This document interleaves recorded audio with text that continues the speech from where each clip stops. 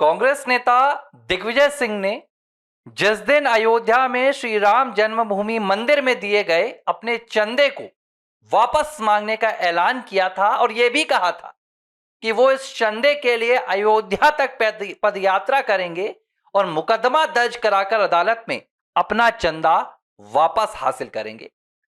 दिग्विजय सिंह के इस शर्मनाक बयान के बाद पूरे देश में एक मुहिम शुरू हो गई और इस मुहिम के तहत पूरे देश भर से अलग अलग राज्यों से हिंदुओं ने दिग्विजय सिंह को अकेले उनका चंदा वापस लौटाने का ऐलान कर दिया।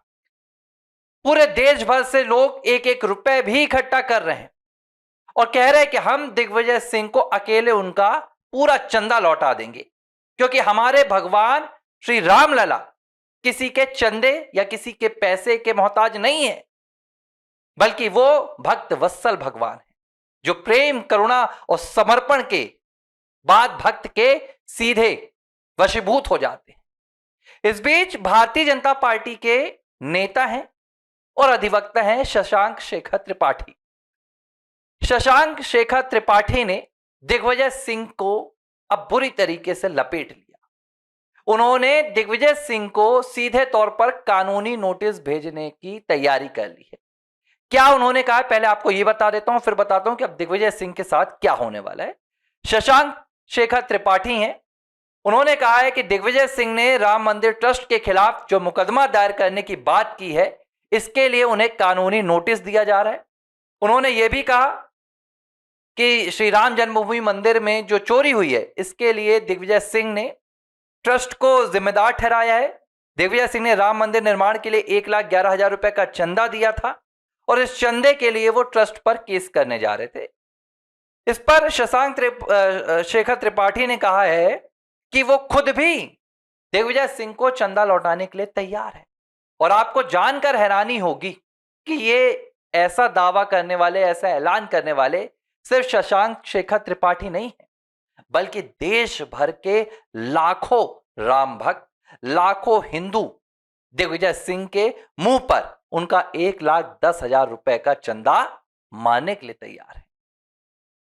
अब लेकिन यह सवाल उठ रहा है कि क्या दिग्विजय सिंह के खिलाफ ये जो कानूनी नोटिस दिया जा रहा है, यह दिग्विजय सिंह के लिए मुश्किल बनेगा, मुसीबत खड़ी करेगा या कुछ नहीं होगा? तो पहले इस बात को आप समझ लीजिए। दिग्विजय सिंह ने सीधे तौर पर करोड़ों हिंदुओं की आस्था का अपमान किया है। दिग्विजय सिंह ने करोड़ों हिंदुओं की आस्था को सीधे तौर पर चुनौती दी है, क्योंकि श्री राम जन्मभूमि मंदिर में दिए गए चंदे को वो वापस मांगकर कोई ट्रस्ट को निशाना नहीं बना रहे हैं, वो कोई ट्रस्ट के खिलाफ मुकदमा दर्ज नहीं कर रहे हैं, वो सीधे श्री राम लला को अपमानित कर रहे हैं। क्योंकि जो चंदे की राशि थी वो ट्रस्ट के उपयोग के लिए नहीं दी गई थी, वो ट्रस्ट के कोई निजी काम के लिए नहीं दी गई थी, बल्कि उसका संकल्प श्री राम जन्मभूमि पर विशाल श्री राम जन्मभूमि मंदिर के बनवाने का था। और चंदा, ये जो दान होता है, ये कोई कॉन्ट्रैक्ट के तहत नहीं होता है, ये कोई बिजनेस नहीं है। मैं एक बयान सुन रहा था दिग्विजय सिंह का, जिस बयान में दिग्विजय सिंह कह रहे थे कि भगवा पहनकर बिजनेस नहीं करना चाहिए, धंधा नहीं करना चाहिए। मुझे नहीं पता दिग्विजय सिंह ये सारा ज्ञान सिर्फ दूसरों के लिए क्यों रखते हैं। जब बारी उनकी अपनी आती है तो सारा ज्ञान उनका ज्ञानता में तब्दील हो जाता है। दिग्विजय सिंह को नहीं पता कि उन्होंने कोई शेयर मार्केट में पैसे नहीं लगाए थे कि वो जब चाहें वापस कर सकते हैं। उन्होंने किसी धंधे में, किसी बिजनेस में जाकर पैसा नहीं लगाया था जो वो मांग रहे हैं। अगर दिग्विजय सिंह को दान का धर्म पता है तो दिग्विजय सिंह को यह भी पता होता है कि जिस वक्त आप दान कर देते हैं तो दान की गई, चाहे फिर वो वस्तु हो, चाहे फिर वो राशि हो, चाहे फिर वो जीवन हो, उसे वापस नहीं मांगा जाता, क्योंकि उस पर से आपका अधिकार खत्म हो जाता है। लेकिन चलिए मान लेते हैं कि दिग्विजय सिंह जो सनातन को ही नहीं मानते, जो सनातन संस्कृति को नहीं मानते, तो वो दान के धर्म को क्या मानेंगे? लेकिन कानूनी तौर पर दिग्विजय सिंह ने यह जो मुकदमा दायर करने की बात की है, यह सीधे सीधे हिंदू आस्था को अपमानित करने का काम किया है। वो उन तमाम करोड़ों राम भक्तों का जो समर्पण है, जो उनकी आस्था है उसे उकसाने की कोशिश कर रहे हैं, ताकि समाज में, ताकि देश में अराजकता की स्थिति पैदा हो। और ऐसी स्थिति में निश्चित तौर पर दिग्विजय सिंह के खिलाफ कानूनी जो नोटिस दिया गया है, जो उनके खिलाफ कानूनी कार्रवाई की मांग की गई है, उसमें दिग्विजय सिंह फंस सकते हैं। और पूरे देश भर से जो आक्रोश निकल कर आ रहा है, उसके लिए भी दिग्विजय सिंह के खिलाफ और भी कई कानूनी यहां पर संकट खड़े हो सकते हैं। अभी दिग्विजय सिंह पूरी राजनीति अपनी जो उनकी डूब चुकी है, उसे उभारने की कोशिश कर रहे हैं। दिग्विजय सिंह को राज्यसभा कांग्रेस ने नहीं भेजा है। गांधी परिवार ने पहले ही कह दिया था कि भाई अब दिग्विजय तुम्हारा यहां पर कोई उपयोग नहीं है, तुम्हारी राजनीति खत्म हो चुकी है। और अब दिग्विजय के साथ साथ उनके बेटे जयवर्धन की राजनीति भी जाकर अटक चुकी है।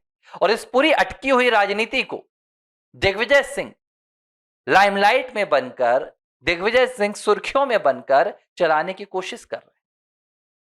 और इसके लिए वो श्री राम जन्मभूमि मंदिर अयोध्या को अपना सबसे बड़ा राजनीति का केंद्र बना रहा है, राजनीति का अड्डा बना रहा है।